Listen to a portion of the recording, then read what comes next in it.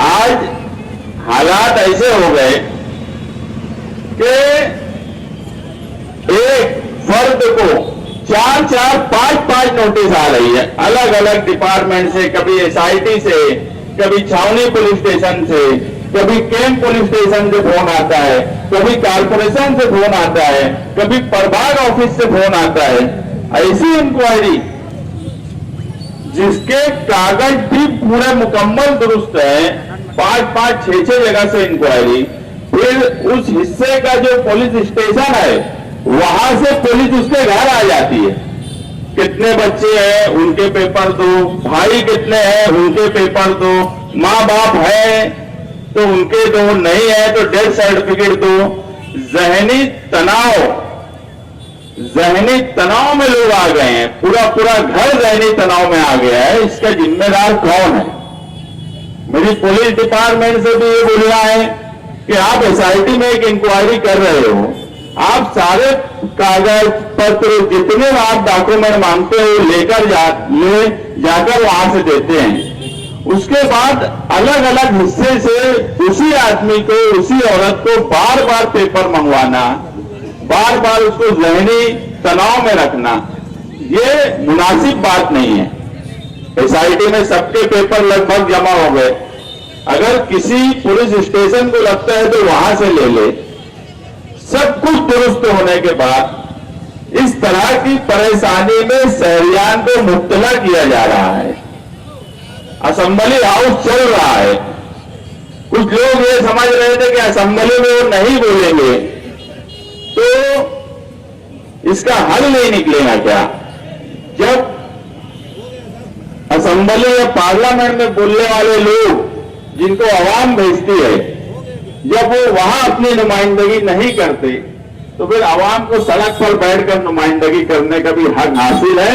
और हम वही कर रहे हैं कि सड़क पर आए हैं, इससे ज्यादा शिद्दत से एहतजाज करने की तरफ जाएंगे अगर आज हमारा दिया हुआ निवेदन पर अमल नहीं हुआ। और इसी तरीके से सरकार, पुलिस डिपार्टमेंट, कारपोरेशन, तहसील ऑफिस लोगों को परेशान करती रही तो इससे सख्त एहतजाज की तरफ माइनॉरिटी डिफेंस कमेटी जाएंगी। अगर ऐवान में आवाज नहीं उठ रही है तो सड़क पर आवाज जरूर उठेंगी और पूरे शहरियान, पूरे शहर को लेकर सड़क पर आवाज उठेंगी। इसके बाद माइनॉरिटी डिफेंस कमेटी मीटिंग बुलाएंगी। आगे किस तरह से एहतजाज करना है, किस शिद्दत से एहतजाज करना है, उस पर बातचीत की जाएगी। हम आप लोगों को एक बात का यकीन दिलाते हैं कि कानूनी तौर पर सामने ही है कोर्ट, वहां भी हमारी लड़ाई चल रही है। इस हफ्ते में लगभग जो लोग बंद है सारे लोगों का आर्गुमेंट कंप्लीट हो जाएगा। कोर्ट का जो भी फैसला होगा हमें पूरी उम्मीद है कि अब बेल हो जाएंगी, क्योंकि जेल में अव्वल दिन जो खातून गिरफ्तार हुई यहां पे उनके बच्चे भी बैठे हुए हैं। उनको देखकर हम लोगों को अच्छा नहीं लगता जब वो आते हैं हमसे पूछते हैं कि क्या हुआ। हम वकील को बोलते हैं लेकिन कानून कायदा जिस तरीके से पेचीदा बना दिया गया, मामूली गलतियों को जिस तरीके से पेचीदा बना दिया गया, आज तमाम ही लोग जेल में बंद हैं। पुलिस डिपार्टमेंट भी जो औरतें जेल में बंद है उनके ताल्लुक से नरम रवैया अपनाए। चार्जशीट आपकी फाइल हो चुकी, एसआईटी का वक्त पूरा हो चुका। उन लोगों ने क्या गलती की? क्या नजमा बानो बांग्लादेशी है? क्या सबाना बानो बांग्लादेशी है? अगर नहीं है तो क्यों उनको 6 महीने से जेल में रखा गया है? हर चीज का हिसाब होगा। अगर दबाव में काम किया जाएगा तो उसका भी हिसाब देना पड़ेगा। यहां नहीं देना पड़ेगा तो ऊपर देना पड़ेगा, हिसाब तो देना पड़ेगा। मजलूम की आंख कभी जाए नहीं होती और ये सब मजलूम है। मालेगांव की तारीख में बहुत वाकये हुए, जुल्म भी हुआ, मगर मालेगांव की ख्वातीन कभी जेल में गई ऐसे किसी मामले में ऐसा कभी नहीं हुआ। ये पहली बार हो रहा है कि मालेगांव की औरतें जेल में बंद है, इसलिए अब सड़क पर आने की जरूरत है।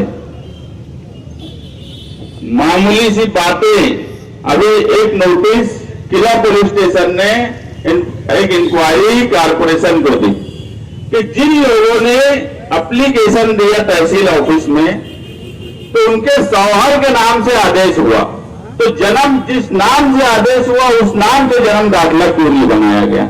अरे इतनी तो अक्कल रखो कि शादी होने के बाद शौहर का नाम जब लग जाता है आधार कार्ड से लेके हर डॉक्यूमेंट पर, अवीजा करने वाले ने अगर अवीजा कर दिया तो क्या जन्म दाखिले पे बाप की जगह शौहर का नाम लिखा जाएगा? इतनी अक्ल और दिमाग, लॉजिक तो डिपार्टमेंट को भी होना चाहिए।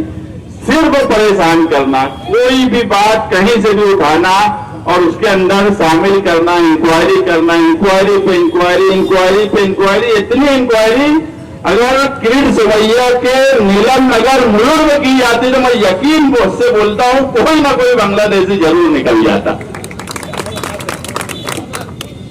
सरकार अपना वक्त जाय कर रही है, पुलिस डिपार्टमेंट को परेशान कर रही है, उनका वक्त जाय कर रही है। आज 6-7 महीने से इतनी मैन पावर लगा दी गई है इंक्वायरी के लिए, और सबको ये बात समझ रही है, क्या कारपोरेशन के अधिकारी, क्या तहसील के अधिकारी, क्या पुलिस डिपार्टमेंट के आला अधिकारी से लेकर नीचे तक काम करने वाले लोग, सबको समझ रहा है कि वक्त जाय किया जा रहा है। अब मेन फोर्स का इस्तेमाल ऐसी जगह किया जा रहा है जहां से कुछ हासिल होने वाला नहीं है, लेकिन सिर्फ और सिर्फ बदला लेने के लिए। उन्हें भी पता है कि जिनको इन्होंने एमपी बनाया, जिनको इन्होंने एमएलए बनाया, ये कुछ करने वाले नहीं है, मगर उनको ये नहीं पता था कि जो हार गए वही कमेटी बना के खड़े हो जाएंगे। ये इल्म नहीं था, और यही वजह है कि जिस तरह से वो डराना चाहते थे उस तरह से डर और खौफ नहीं रहा। और ऐसे भी मालेगांव के लोग कभी डर सकते हैं? हो ही नहीं सकता। मालेगांव शहर के लोग, क्या ख्वातीन क्या मर्द, ये तो वक्ती तकलीफ है। हम भी यही चाह रहे हैं कि एसआईटी की रिपोर्ट तो आ जाए एक बार। मैं तो बोला ना, जूतों बजाए तो किरीट सोमैया की होने वाली है, मगर रिपोर्ट के बाद हम क्या करेंगे वो हम आगे बताएंगे। माइनॉरिटी डिफेंस कमेटी यही चाहती है कि रिपोर्ट जल्द से जल्द आए। जिस तरह से एक ही फर्द को बार बार नोटिस दी जा रही है उसका सिलसिला बंद किया जाए। एसआईटी में जिन्होंने अपनी इंफॉर्मेशन दे दी, आप उनके कागज पत्तर देखिए। मामूली मामूली गलतियों को आप बड़ी सजा की तरफ उनको मत लेकर जाइए।